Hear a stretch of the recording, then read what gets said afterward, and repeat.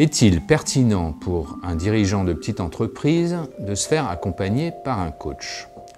L'exemple de Biocréation Bois montre que cela permet d'apporter des résultats tangibles. Je suis Jean Milsan, fondateur et patron de la société Biocréation Bois.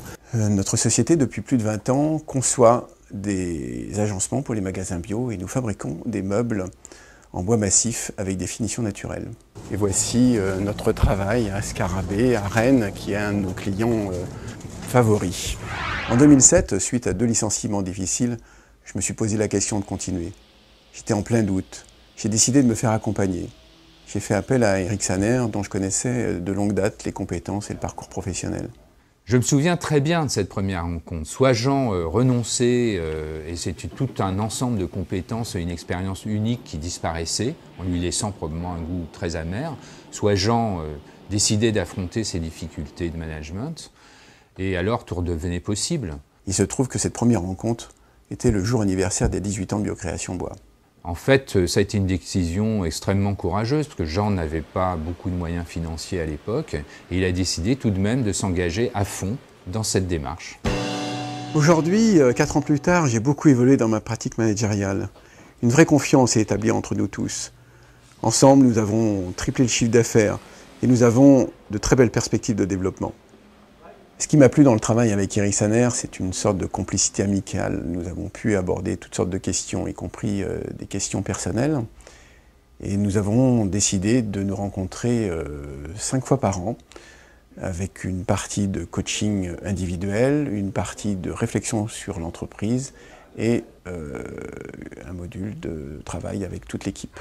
Alors au départ, ça n'a pas été facile. Il y a eu beaucoup de non-dits, de malentendus, de maladresses, et il a fallu du courage pour accepter que toutes ces frustrations s'expriment, y compris vis-à-vis de Jean Milsan et de sa façon d'agir en tant que patron. Eric Saner a su créer un cadre suffisamment bienveillant pour que chacun prenne sa place dans l'organisation et apprenne à se faire confiance. C'est vraiment un maître mot dans ce travail.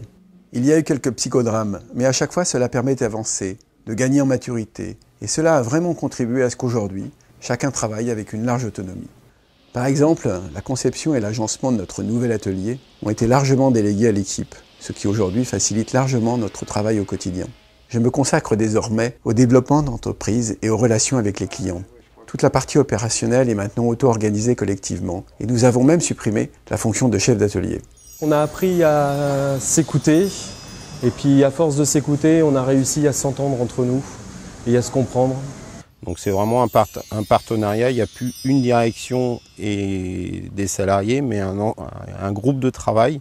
De façon plus quotidienne, les outils qu'on met en place, de façon à gagner et en productivité, en réactivité. Même quand Eric n'est pas là, c'est comme de l'homéopathie. Nous avons le réflexe de prendre du recul. Et quand il y a un problème, nous nous mettons autour d'une table pour en discuter. C'est d'autant plus important qu'aujourd'hui nous sommes 12 et que nous avons considérablement diversifié notre offre à la fois vers la grande distribution et dans le secteur du vrac où nous sommes aujourd'hui leaders européens. Mais le plus important pour moi, c'est que nous travaillons dans un climat de confiance et que nos pratiques de management sont vraiment alignées sur les engagements que nous portons au travers de nos produits. Et ça, il n'y a pas que les petites entreprises qui en ont besoin.